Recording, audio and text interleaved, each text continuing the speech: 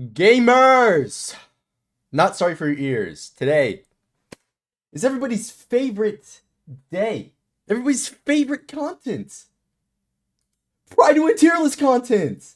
Woo! I know everybody loves this. It always sparks a little debate, right? I got the green screen out today as, one of those special days, right? Yeah, so this one's gonna be a longer video. I can already tell you that. I haven't really looked at this too much. I just saw that they revamped it because somebody sent it out in the Discord.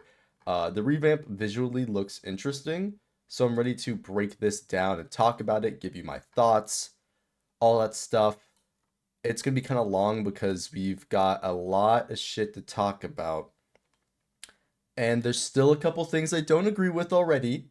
I can see it, but let's get into it. So, about the tier list, the game's focused mainly on team building, obviously. I don't, do we need to read this? They don't, wait. Yeah, Simulated Universes Matter. Tier lists are their average performance in both memory, chaos, and perfection, regardless of the turbulence.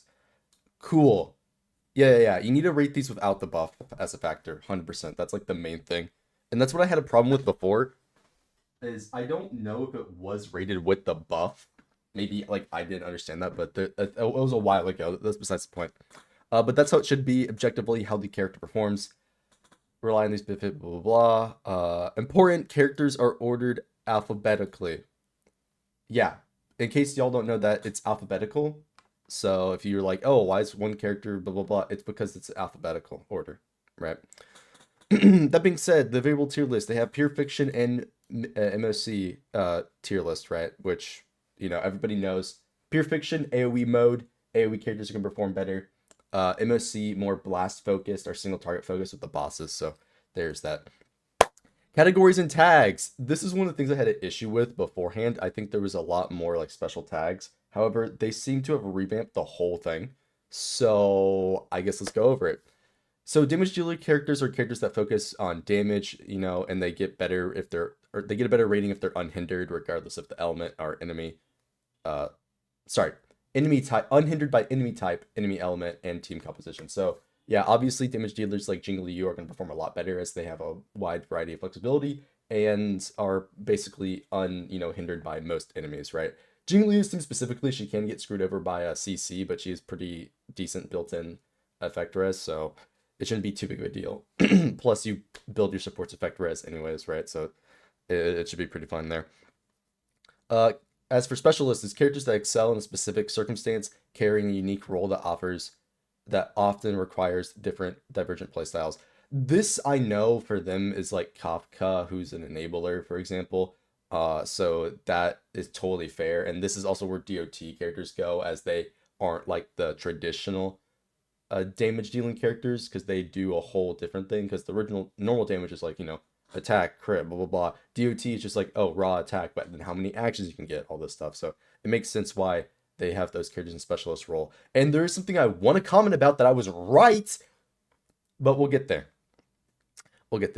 Amplifier, characters that do not focus on dealing damage, but instead amplifying the team damage and other teammates' damage dealt by granting allies buffs and debuffing enemies. That one's self-explanatory. And then sustains, characters who are capable of keeping the team alive with their abilities. I think sustains should also be rated on their alternate functions, right? Like dealing damage as well. Because like now we have a landscape. We have Aventurine, Fushuan, Huohuo, who, granted, Aventurine's like the best defensively out of them, are debatable with Fushuan, but you know what I mean. He's like the best defensively, but then he also has the alternate option of doing damage, and now he has the follow-up team with like Robin, so you can get a lot out of him just for being on the team, as comparison to like running, I don't know, Lynx, who wouldn't give you as much unless you're running Blade, right? So there's some synergy scenarios there that play a lot into what that character does, and I understand the points like, oh, what does this character do like wholly? But like I think that we should be rating sustains as their overall kit, not just keeping the team alive, right? That if that makes sense. So special tags, this is the new thing. Tags are split into 3 categories: pros, cons, archetype, which represent the most defining features of the character's kit, and the current meta archetypes they fit into. Okay, fair enough. We'll talk about that one a lot. Archetype tags include the connection between characters with the tag. Example, Acheron requires debuffs to work. Silverwolf applies them. Here's a full list of current tags and what they mean. So break is for break characters that focus on break and break efficiency. Debuff is for characters that obviously debuff. DOT is for characters that do DOT damage. Follow-up attack is characters that do follow-ups, obviously. There's advance for action advance, right?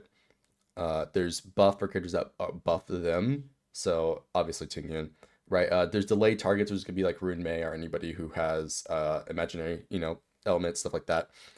There's energy, so that's again Tingyun. SP plus is a character that's way more skill friendly in their role, which I think that's entirely valid, and I actually do like that addition. Some of these are just like and whatever, but the SP plus thing, perfect. And then the SP negative is a character that's more skill point unfriendly in their role. Now, in terms of like technical use of the wording, that isn't what people normally do, but as like a general sense, this is a good way to represent a character, whether they are, easy to play or not easy to play, right? Sort of, that's what they're going for here. I think that's totally fine, and I do agree with this change. I do think this could receive some more fine tuning, obviously, but I think this is a pretty good starting point for a tier list, especially when with a game like this, as the more and more we've gone on, the more and more how do I say it? I guess complex the setups have gotten, because you see a lot of these speed runs, right? That people be doing. They'll be doing like the totally relatable triple S5 dance dance, and they're totally relatable E6 Acheron, right? They'll be doing stuff like that. So it will be a wide variety of things, and I think that's totally fair to include. Now, personally, I like doing tier list overall. So for me, I would actually be including E6, or I wouldn't say E6 um 5 stars, but I like to like for me, I like to say objectively how strong this unit is, how do they objectively perform. And so I include everything. And so if a even if a character scales really high at whale level, I still have to account evenly for the fact that they how they perform at a base level, right? And so it could bring that rating down for that reason. I that's how I like to do things. And if you watch my Genshin tier list, you would have seen that. But yeah, this is pretty good. I'm gonna move on to the next one. They've created meta lines for Apex characters, characters that are, the best, right? Gods of the game. And they, keep the team alive no matter what. They can achieve the best and most consistent, accessible results for their teams. Sure. I don't think I need to read this. I think it's pretty self-explanatory where it's meta. So it's the Apex characters, meta characters, niche characters, and the forgotten ones. I think that's fair. I think the niche wording could probably be changed to something else because niche is a specific role, but sometimes you've got characters in that niche that excel so far, they would perform like an Apex character. So maybe work on the wording for this, but I think this is totally fine. And then there's half tiers, which I'm pretty sure it's this point 0.5 thing. Yeah, that's what it is. Yeah, totally fine. Yeah, they say it was hard to position characters accurately. And yeah, I think this revamp, is like almost perfect to be honest with you, as it accurately like shows it more accurately shows where a character is placed, right? So I think visually and the way that they are going about this and ordering the characters, I think this is the way to do it. 100%. I think this is fair. Because again, like let's say these T1 characters for example, there are cases like Gallagher where he performs better than Luocha, 100%. But outside of those cases, you can easily argue he's not as good. So putting him as a 1.5, where he's like right there, but he's not, here, totally fair. I think that's fair. Right. So yeah, that's cool. Criteria, they've updated this. I don't I should grab a screenshot, but I'm not gonna grab a screenshot of the old site to see what happened. We're just gonna keep going. So manual play, optimal team, level 80, major traces, equipped with non-limited 5-star, equipped with level 80 non-limited 4-star or 5-star light count, including scenarios. See, here's the thing. I don't give a shit about this. I'll keep it blank. They should just give them what they need. I said it like 2 minutes ago. I like to rate characters objectively. Overall, how do they perform? I don't care if Blade performs 30% better with his like, which is true by the way.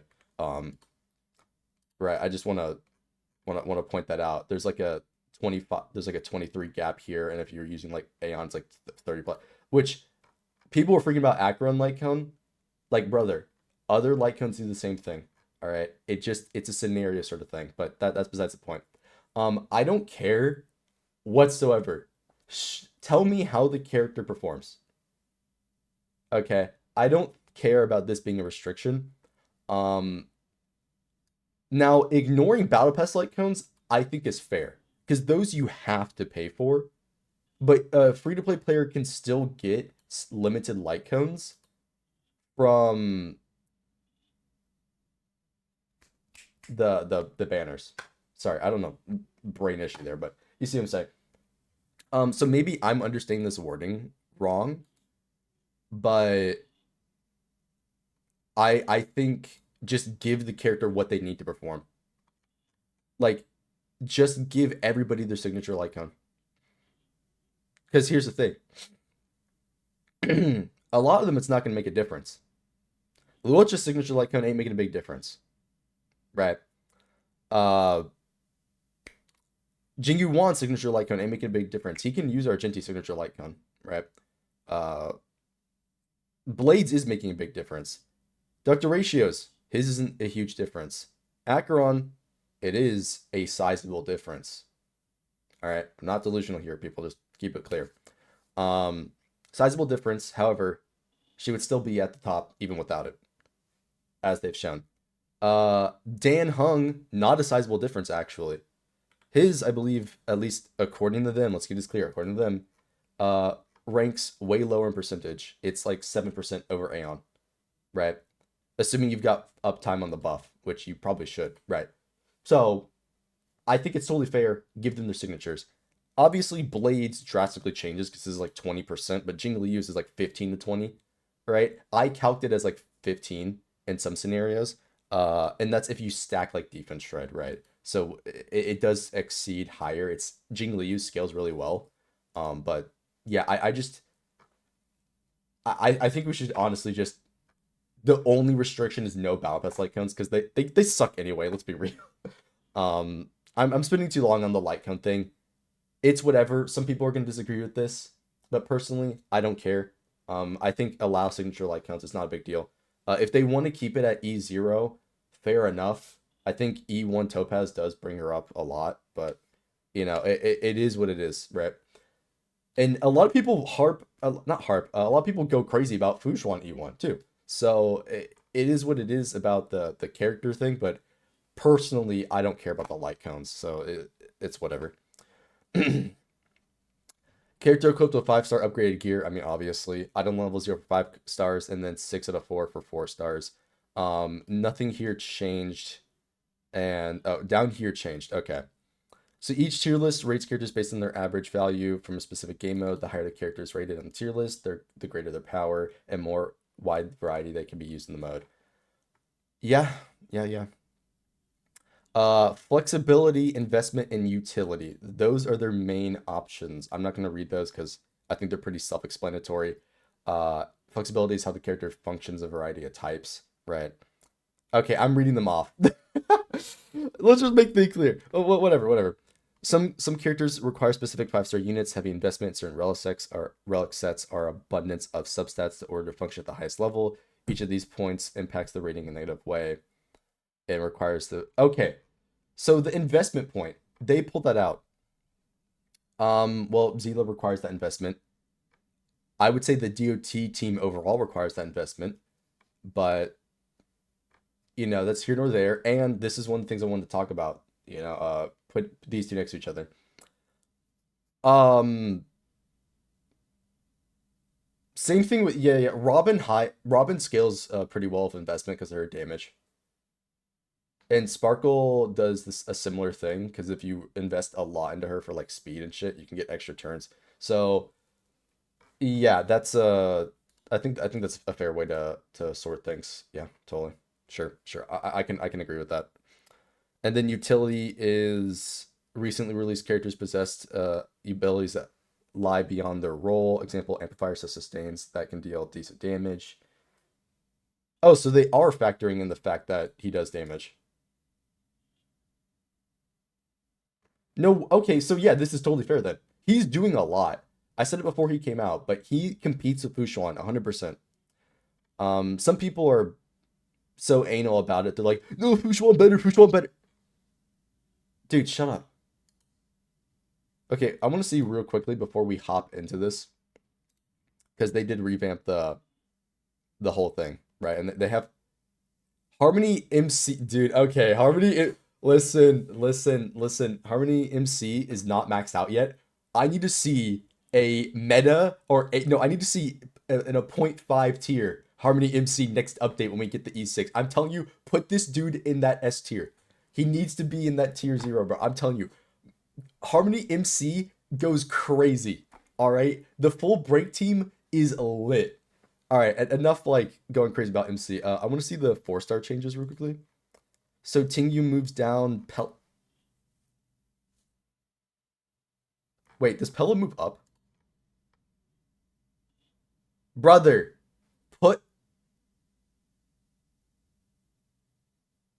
You know what? No, I'll concede on this point. I will concede on this point. Only because. Only because. Silverwolf technically does net you more damage. And what you need the damage for is focusing down the big target.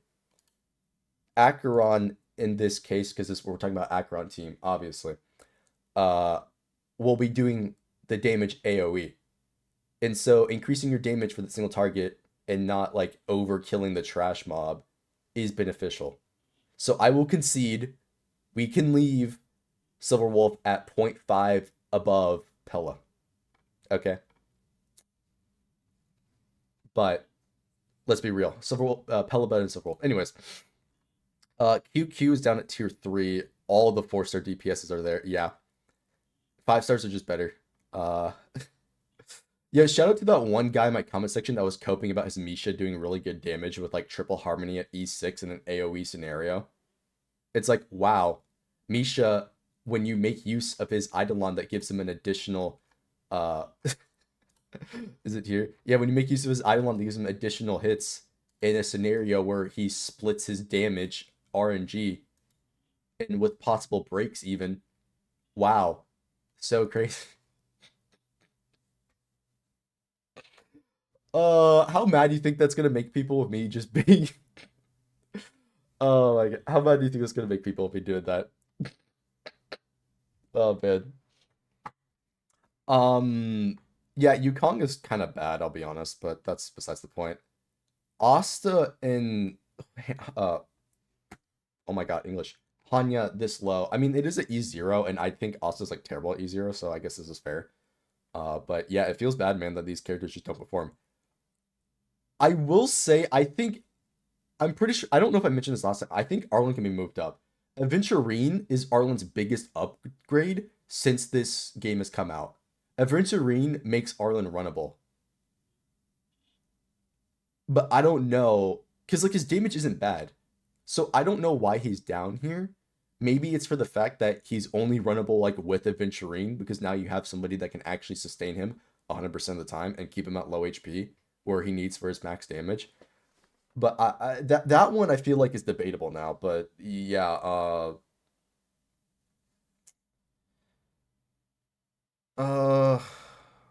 looks like debuff. I don't want to spend too long on this C0 4 stars to be honest. Yeah, Shawaihi kind of sucks at low Eidolons.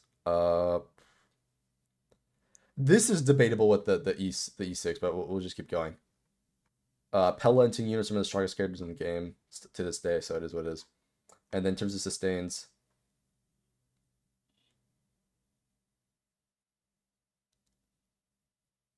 yeah, I agree with that. Cool. All right, time for the real list. The E0 or E6 characters.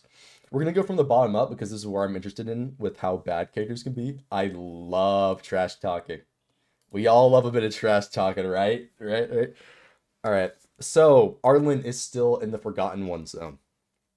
Uh, I feel again. I honestly feel like the MC and Arlen are not that terrible. Cause guys, just look at the MC's multipliers. 150. Okay, but guys, look, the ultimate has 450. This is like a Dan Hung multiplier on their ultimate, guys. Come on.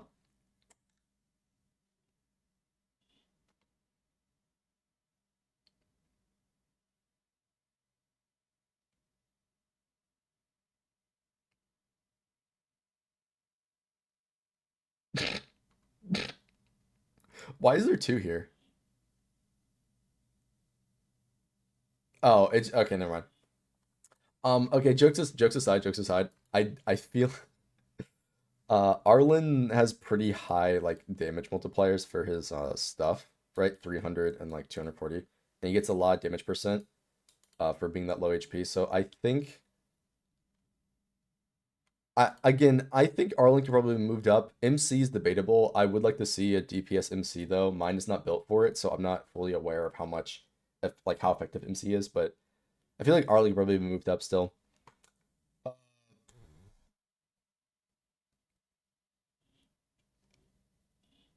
I don't think Natasha's that bad. March does have some niche sustained use with Acheron, but considering their rankings, I guess this is fair. The only thing is, I don't think Lynx significantly gaps her that by that much because their healing mathematically is about the same. Um, Again, granted, this is just paper math without extra modifiers active, but I've been looking into the healing and I've used all these other characters. Mathematically, Natasha burst heals are better, but net heals, I believe, a Lynx wins out because you get the extra healing over time. Um, I don't, I don't know. I just don't think it's that big of a gap. Just Lynx having the extra synergy with characters like Blade is where that gap appears. And this is another thing is they didn't include the synergy mark. Um, I think the synergy mark should be reintroduced with your tags and be putting it on all these characters to notify they have a special synergy. That's what I think they should do. But that's here nor there. I guess that's fine. Yukong at E6 moves up from the Forgotten Zone to niche character. Um, Look, I have E6 Yukong. I had her E6 day one because I went crazy on the Luocha banner. I've had some questionable summon luck, right? But yeah, I never use Yukong. Even well, I did use her, but I never use her now because she just doesn't work well with any teams. That the main thing is that we've got negative against her is SP use and then the speed tuning, right? You can't use her with these other speed enhancing buffers because then it throws off your rotation, and then oh no, your sustain gets buffed and your other buffer gets buffed, and then you can't buff your, you know, your DPS and all this other shenanigan stuff. So she's just hard to use in general. Um, so I guess it's fair, but her buff on paper is really strong. It's just like comparison to Hanya though. Hanya kind of does a similar thing, but arguably better because she allows for the single target buffing. You get 100% uptime, so you get the full uptime on your attack, no skill point issue, and then you also get damage bonus. So even though Yukong helps a lot with crit, Hanya kind of does the same thing, but arguably better. Um, I'm kind of surprised they're this low to begin with. I don't like Asta regardless. I think her kit's a whack, but she is really good in like DOT teams, right? So maybe it's just I'm not used to this way to and it's tiered, but I do think it's fair to call these guys niche, especially when they're mainly used for like the 200, plus speed shenanigans and stuff like that. But yeah, that's it's definitely interesting to put them here. Moving over to the specialist side. Yeah, Sasheng is still low. I think that's fair. She's like very, very specific. We don't have a huge amount of Biz weak enemies. It's still mainly ice, imaginary, and wait, that's not true. It's mainly ice, imaginary, and physical. Those are the three most like most used elements. Yeah. I don't know what I'm saying. Yeah, I don't know how to feel about Sasheng. We have Harmony MC now, so maybe we can move Sasheng up a tier or two. Harmony MC drastically changes what you can do. Harmony MC is insane. But yeah. As for Welt, I think the same thing actually. I think with Harmony MC, Welt can be moved up. Because Welt has the thing on his skill. Actually, it's right here. On his skill where it's a bounce attack, right? And it's gonna hit for X number of times and do X number of break. Because it does so much break damage, or sorry, toughness damage, it's gonna do more super break damage from MC. So if you're running, because you're gonna be running MC with Ruan Mei, you can do a pseudo sustain team with Ruan Mei, MC, and Welt, and just perma delay the enemy. Because you're gonna slow them, you're gonna get the extra weakness delay from the MC, you're gonna get the re-break from Ruan Mei, you're gonna get the imprisoned from Welt. Oh, and if they're imaginary, imprisoned again, extra minus 10 speed. I think Welt's viability went up with Super Break 100%. If they're imaginary weak, you can completely destroy it because the pseudo sustain Welt, you already had to sacrifice damage stats for offensive, or sorry, you had to sacrifice damage stats for your effect hit rate stats. Now you can completely forget any damage stats like traditional damage stats. You can forget your attack, you can forget your crit, build break and effect hit rate, and have somebody that's going to be doing good break damage AoE with high toughness damage. This legitimately has, again, Super Break changed the game. I don't think they're recognizing that enough because of how new it is. Gwenhyphen needs to be alongside the other DOT characters. I would say she's better even because of Acheron. Um, I don't know why she's not labeled Break either. To be honest with you, Fire Break is strong. She's also AoE. And here's the thing. If you were to run her on the Break team, you could do a similar thing. Oh, trigger double fire procs, get a bunch of damage off, stack your Fire Kiss. Oh, now you do more Break damage because guess what? They have an extra 31% damage taken on top of Gallagher's 12% damage taken on top of Rune Mei's defense penetration. Like, I'm telling you, Break changes this. I think both these characters can easily be moved up. I would have said Gwenhyphen before would have been moved up, but I think now even more so they can be moved up. Um, this is in the context of MOC. Argenti being down here is kind of fucked. I'm gonna be real. I I think Blade is better, to be fair. But yikes. That oh, that looks bad.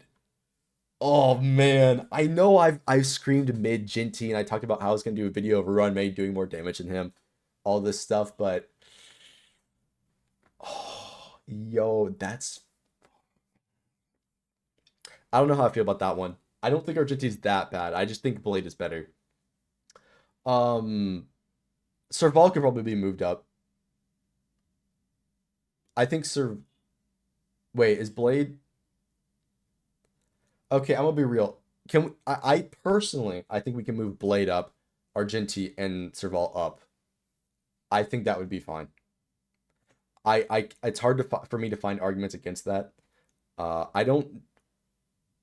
I guess Misha can be here, but it.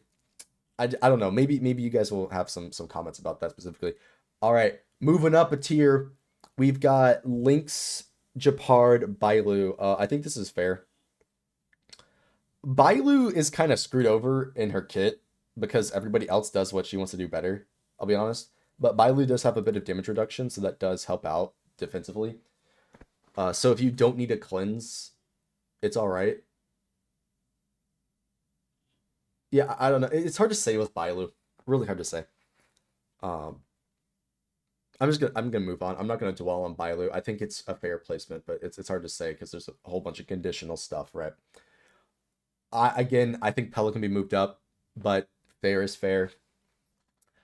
As for the other DOT characters, again, fair. Shueiki at E6 does drastically change, which is why she's brought up so high.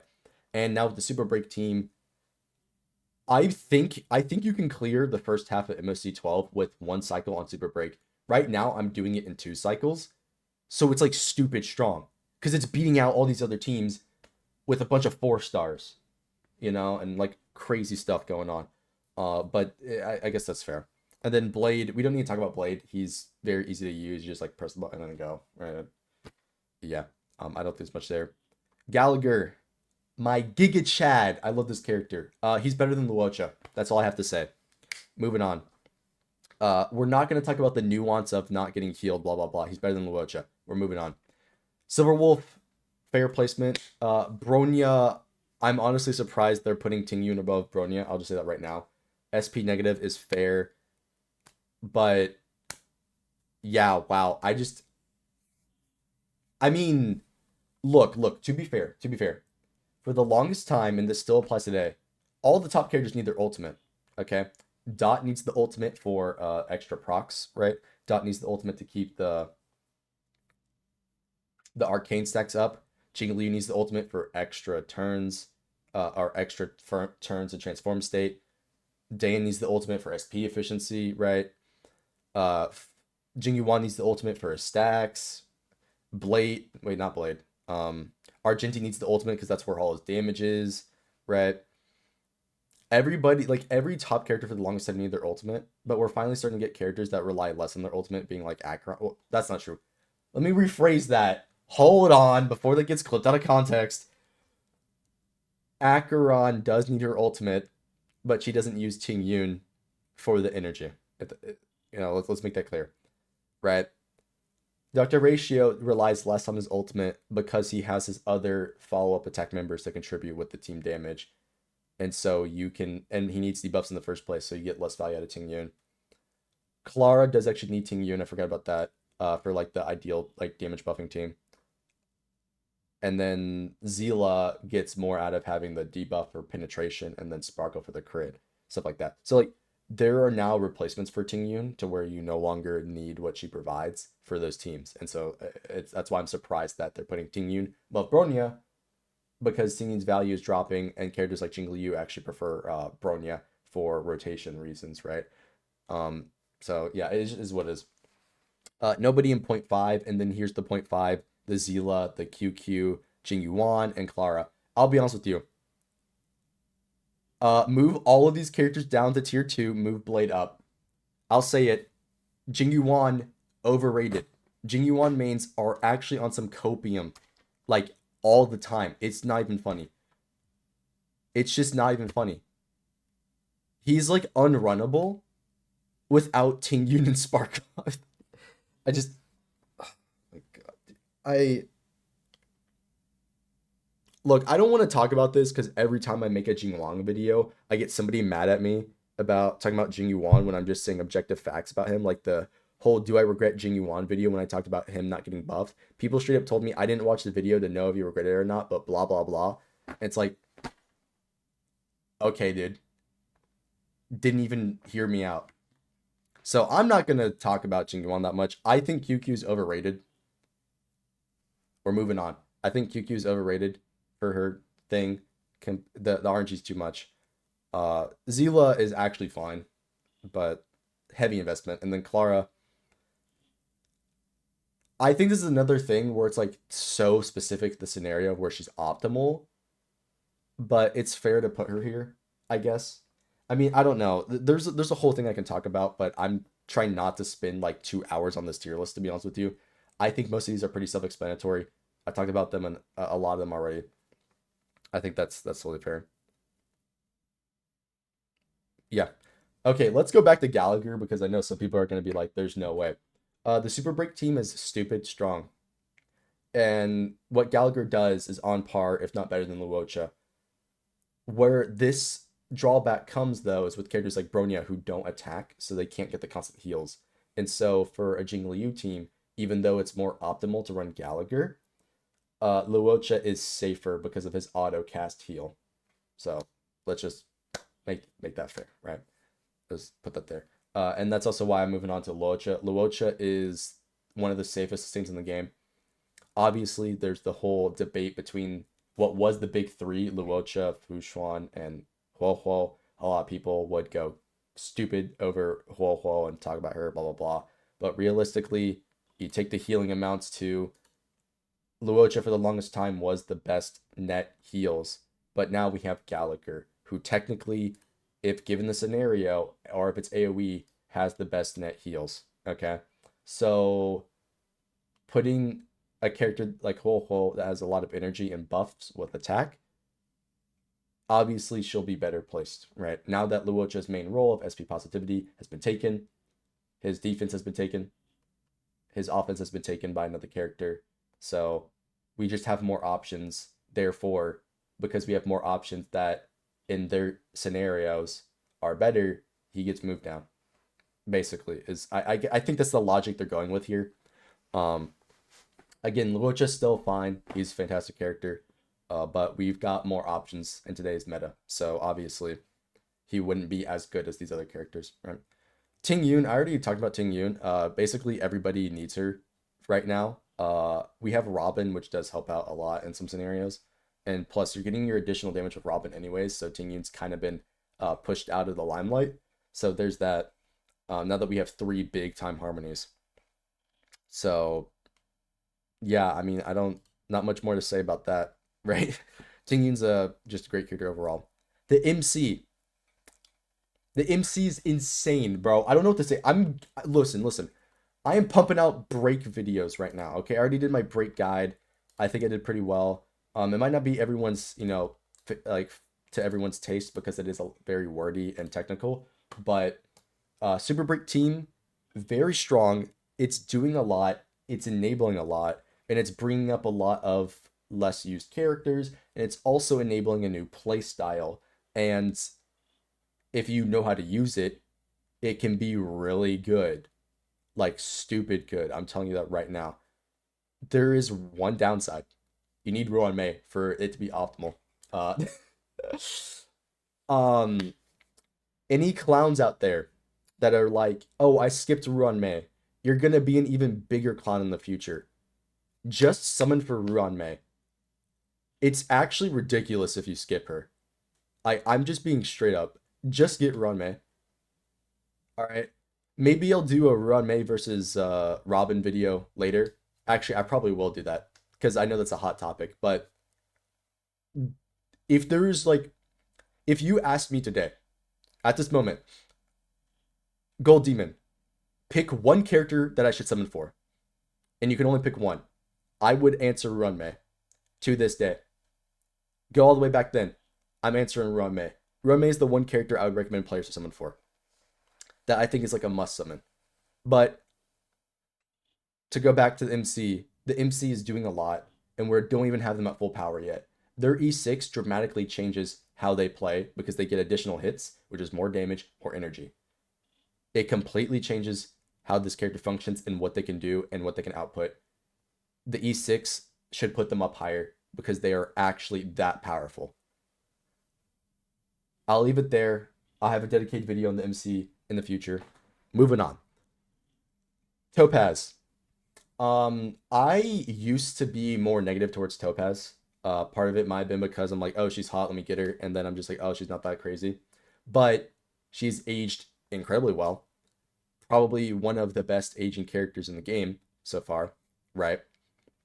As she has a defined role, and she now has her dedicated team, being the IPC team with, Aventurine, Dr. Ratio, and then Robin as their ideal support, or Ruan Mei, of course, or Pella, for example. There's other variations.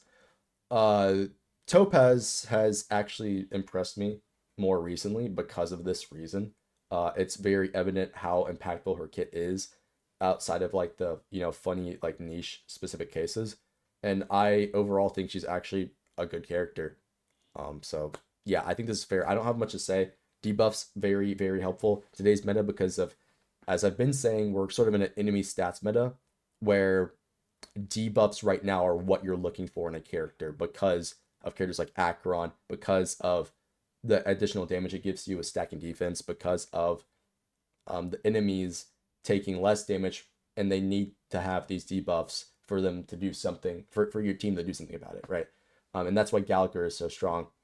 because he has those debuffs, right? And so a character like Topaz is doing really well in today's day and age because of all that stuff that she, does, her skill point positivity, all that stuff. So yeah, very, very nice. And then Dr. Ratio.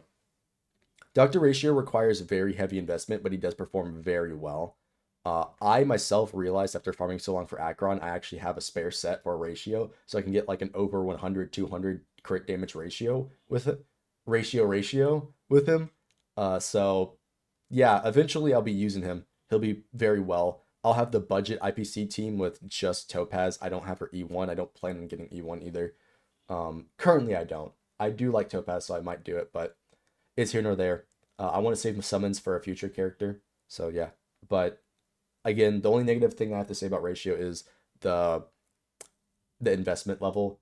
It requires a lot of investment to get him to be like perfect, but he is very strong when he does excel in that role. All right, going back over to the sustains, Ho. I already talked about her. She's very strong. The energy and attack buff is useful for basically uh, the whole like game, right? And she's just gonna get better with more characters that require their ultimate, right? So if you can sacrifice the safety that it would be running a different sustain and run Ho instead, right? Then you might as well do it because you'll just get a bunch of benefits for it, right? So there's that. Amplifiers. Here's the big three. The big three of the game, the meta breakers. Pun intended, because Ruin May breaks. All three of them are great. If you don't have Ruin May, you don't have an account. um, yeah, Sparkle's like crazy strong. She does a lot. She even allows Acheron, like Sparkle, a well invested Sparkle is so strong that you don't even have to run to Nihility on Acheron at E0. So yeah, Sparkle is crazy strong. Not much to be said there. I think people overrate her SP positivity, or at least initially overrated it because she's not a skill point generator. She's just like a skill point neutral Bronya for the most part. But yeah, very powerful character. Not much to say there. Ruan Mei, stupid powerful. She now has a new team that is also stupid powerful and has defensive utility. I mean, what more can I say? And then there's Robin, a more offensive version of Ruan Mei, some would say, who has her follow-up team, right? She gives you turn advance, so you can do a lot of funny cycle shenanigans, like getting 6 turns on some characters, right? If you stack it with like Bronya, you can get like 6 turns on some characters, right? And do crazy stuff like that. She does damage as well, and so Robin, very powerful, obviously deserves to be in this tier. Not much more to say. Now, here's the hot topic of debate. It's the Kafka Black Swan thing. I was saying this before. I know other content creators said the same thing before.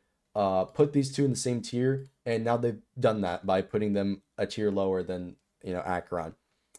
Um, I'm gonna say this point again because for whatever reason people don't understand this, but Kafka is only going to be as strong as her team can output, right? So if there's not like a tier zero, dot character, why is she there? Obviously, Kafka's insane, right? She's the enabler for the DOT team. I mean, like come on, like we can talk about this all day.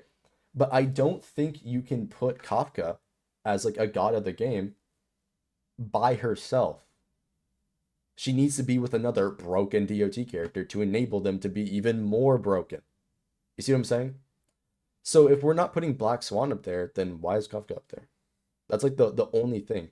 And beforehand, I said investment wise, and I do think that the DOT team realistically needs just as much as investment as other teams because you got to get all these 5 stars. You got to speed tune them appropriately. It's like, and all this other stuff. So like, and I guess this goes for Black Swan too. They're both very strong. They deserve to be up here, and I like what they've done with the placement.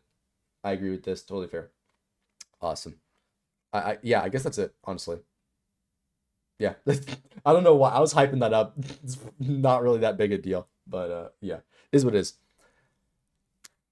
So, the king and queen of the Lofu, Jing Liu and Ibibirune. Uh, yeah, there's not much more to be said. They're still strong. The only thing I can comment here is I think personally, I think Lune feels dog shit to play in general. This with Sparkle, I just think he feels bad to play in general. That's why they put him as SP negative there. Uh, yeah, I mean that's about it. He still does a lot of damage. I see no reason to move him down yet because at higher level he performs insanely strong, right? So is what it is. Now moving on back to the sustain, we have two more, Fushuan and Aventurine. Again, there's not much more to say here. I think Aventurine surprised a lot of people with how good he is. I knew he was gonna be really good. Again, I talked about it way before he came out that Aventurine will be on par with Fushuan because of what he does. He's doing similar things and doing damage. So him having extra synergy with characters like Robin and Ranmei, right, is hugely beneficial to what he wants to do, and that amplifies what him even more because he has that extra synergy, right? Fushuan, and you can see in the little thing there, he's better than Fushuan in Pure Fiction because of that synergy, right? Fushuan having the synergy is not a detriment, of course, because she has bonuses in other places like the permanent crit up at all times, and so yeah, I do think Advin does beat Fushuan at higher investment, however, because when you invest high into him, you can get your full team completely immune to debuffs and do damage on everybody. Fushuan doesn't enable you to do that. You just get the one-time CC resist, and then you get the crit bonus with the tankiness. He's doing more stuff. And because he has stuff like debuffs and everything in his kit, you're getting extra synergy with other characters like Acheron. And so that's why I would say a higher investment, you get more out of him than Fushuan, right? Plus his higher base speed is better for skill point efficiency, but yeah, that's here nor there. Both very strong characters deserving to be gods of the game, honestly, because they are like the ultimate comfort characters. They are basically plug and play for 99% of players, right? So yeah, fair enough, honestly. And then we have Acheron. Do I need to say anything? Let's be real. She's dumb. You press button and then you press second button and then everything dies. I don't need to I don't need to say anything except for the fact that she is stupid strong, high multipliers, high flexibility. She enables you to run a different set of units, so you now have the option to run anybody else with your other units, right? She's got great synergies with characters like Gallagher, being able to benefit from him, having debuffs and then Aventurine. Right, there's not much to talk about here. Right, stupid, just does stupid damage. That's about it. So yeah, overall, I think this tier list update has made this probably their best tier list yet. I'll be honest. There's a couple of things I criticized, I think pretty fairly, but as I've said, I think this is probably their best tier list yet. You know, they have roughed out most of the issues that I think people would have, and I think they've been pretty fair with everything here after reading their, descriptions, how they updated everything. Uh, yeah, again, there's not much more to say. I think they did a good job, honestly. There's a couple of DPS rankings I think could be moved around, as I said, and then these two need to be moved up. I don't know what we're doing with this. They're better than this, but yeah, I think this is totally fair. Yeah. We're gonna move over to pure fiction. I'm not gonna look at well, let's look at the 4-star options real quickly. Uh, yeah, seeing all the single target boys are getting nuked to the bottom. Silverwolf got brought up, it looks like, again. Interesting that they're bringing up Silverwolf again for pure fiction. Probably because they have bosses, and if you're Silverwolf helps you kill those bosses. So yeah, that's definitely an interesting thing to bring up. Obviously all these guys suck in pure fiction at U0.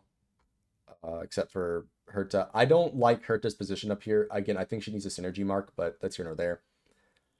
The rest of them are okay, and then Gallagher, yeah, that's fair. Yeah, yeah. Yeah, no, Tingyun's fair. Yeah, yeah, because she is only there to battery, so she needs to be like as a third person on the team probably. And then, yeah. Yeah. Okay. Yeah. Yeah. That looks fair. And then let's go at the E6 version. E6 Yukong gets brought up. Yeah, okay. Okay, sure. Sure. Ooh, this is what I like to see. This is what I like to see. Gallagher next to Lilocha. Let's go. Gallagher rep in the chat. That's what I'd love to see. Wait, does that move? Okay, no, the same. We're moving Ting Yun up. Interesting. Okay. I think Asta also got moved up here. Asta got moved up. Yeah. That's pretty interesting that they're moving Asta up. She does drastically change to E6, so there's that. And then MC is T1.5. I'll be honest, I haven't used them in Pure Fiction, so I don't know how the break team handles in Pure Fiction. I would assume though, you need to run element exclusive, so you need to have full type advantage for the whole thing. So like right now, probably I think it's physical. I could be wrong, but I have to check. You'd have to have full type advantage and then run MC that and then Gallagher or like whatever other AoE character has the type advantage to break because you need to break, otherwise you're not getting anything out of them. So I guess that's fair. Oh, they moved Jing Liu down from before, I think. Or no, no, no. They moved Clara up. That's what it is. I don't know.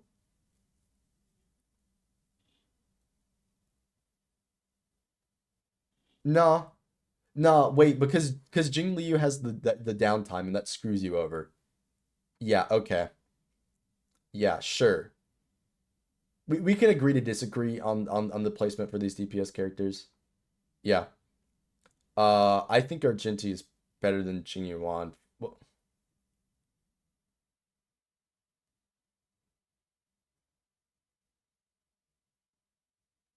nah, because when they're not physical weak, you're not getting the yeah, yeah, okay. That's yeah, that's fine, that's fine. Uh yeah, sure.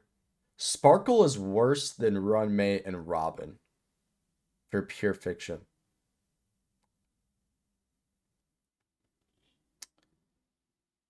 Is Robin's additional damage? It's pretty good. But is it really helping you kill? I guess the action advance is big enough to where you can get extra like waves done.